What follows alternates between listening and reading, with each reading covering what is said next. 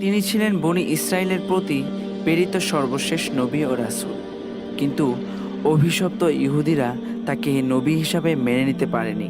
তাকে নিয়ে করেছে নানা ঘৃণ্য ষড়যন্ত্র, এমনকি শেষ পর্যন্ত তাকে হত্যার চেষ্টাও করে তারা। কিন্তু তাদের কৌশলের বিপরীতে আল্লাহ আরেক কৌশল করলেন। তারা ধোঁকায় পড়ে মনে করল তাকে হত্যা করেছে।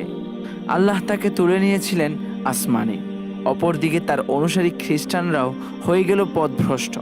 অধিক ভক্তি দেখাতে গিয়ে তারা তাকে বসিয়ে দিল খোদার আসনে। হ্যাঁ, বলছিলাম ঈসা রূহুল্লাহ আলাইহিস সালামের কথা। ঘটনার সূত্রপাত অনেক আগে। ইমরান, যিনি ঈসা আলাইহিস সালামের নানা, তার স্ত্রী তখন গর্ভবতী।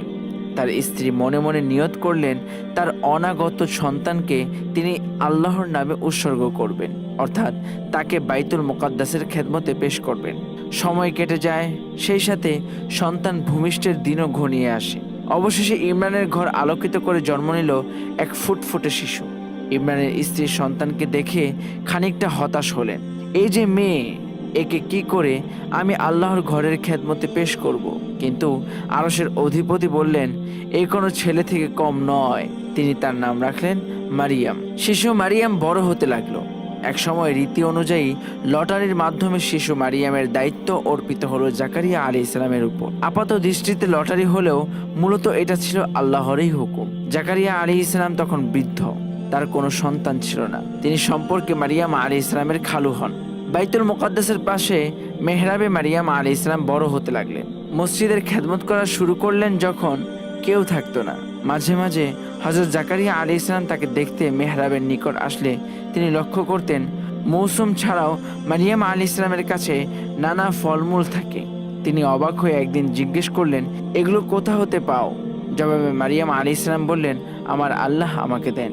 একদিন নিয়ম মতো মারিয়াম আলাইহিস সালাম তার নির্ধারিত স্থানে পায়াচারি করছিলেন। এমন সময় হঠাৎ করে কোথা হতে এক সুদর্শন যুবকের উদয় ঘটল। ঘটনার আকস্মিকতায় মারিয়াম আলাইহিস সালাম ঘাবড়ে গেলেন। তিনি ভয় পেয়ে যুবককে বললেন, আল্লাহকে ভয় করো। এবার যুবক মুখ খুলল। সে বলল, আমি কোনো মানুষ নই, আমি হলাম ফেরেশতা জিবরিল।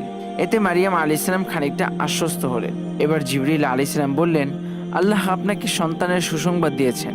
মারিয়াম আলাইহিস সালাম অবাক হয়ে বললেন, এটা কি করে সম্ভব?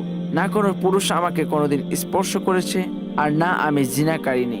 জিবরিল আলাইহিস সালাম বললেন, এভাবেই আল্লাহ হও বললে হয়ে যায়। গর্ভে সন্তান আসার পর মারিয়াম আলাইহিস সালাম চিন্তিত হয়ে পড়লেন। লোকদের তিনি কি বলে বিশ্বাস করাবেন? তার মনে হচ্ছিল এর আগেই যদি তার মৃত্যু হতো। এরপর আল্লাহর হুকুমে তিনি পূর্ব দিকে রওনা দিলেন। চলতে চলতে তিনি একটি খেজুর গাছের নিচে গিয়ে আশ্রয় নিলেন। ক্লান্ত শরীর নিয়ে আর পেরে উঠছেন না মারিয়াম আলাইহিস সালাম। হঠাৎ একটা আওয়াজ বলে উঠল, তোমার পায়ের কাছে ঝর্ণা হয়েছে, দেখো। এরপর সেই কণ্ঠ আবার বলল, খেজুর গাছের কাণ্ঠ ধরে নাড়া দাও, গাছ থেকে খেজুর পড়বে তোমার জন্য। একদম তাই হলো। এরপর এলো সেই মহেন্দ্রক্ষণ। জন্ম নিলেন নবী ঈসা আলাইহিস সালাম। তার জন্মকে তুলনা করা হয়েছে আদম আলাইহিস সালামের সৃষ্টির সাথে।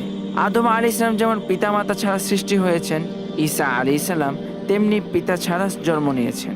শিশু ঈসা আলাইহিস সালামকে কোলে নিয়ে মারিয়াম আলাইহিস সালাম আল্লাহর হুকুমে লোক বসতির দিকে এগিয়ে চললেন।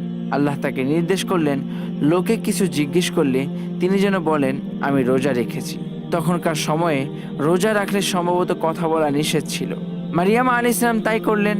লোকেরা তার কোলে শিশু দেখে বলতে লাগলো, তোমার পিতা তো অনেক ভালো লোক, তুমি এমন হলে কিভাবে?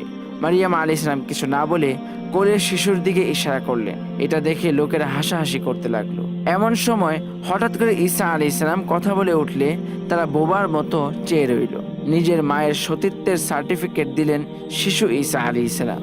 এমন কাণ্ড দেখে অনেকেই ঈমান আনলেও কিছু কপট লেগে পড়ল বিরোধিতায়। অপপ্রচারে লিপ্ত হয়ে পড়ল তারা। হতভাগাদের কপালে হেদায়েত জুটেনি। বন্ধুরা, এই ছিল আমাদের প্রথম পর্ব। দ্বিতীয় পর্ব আসবে খুব শীঘ্রই। সে পর্যন্ত সবাই ভালো থেকো, সুস্থ থেকো। আল্লাহ হাফেজ।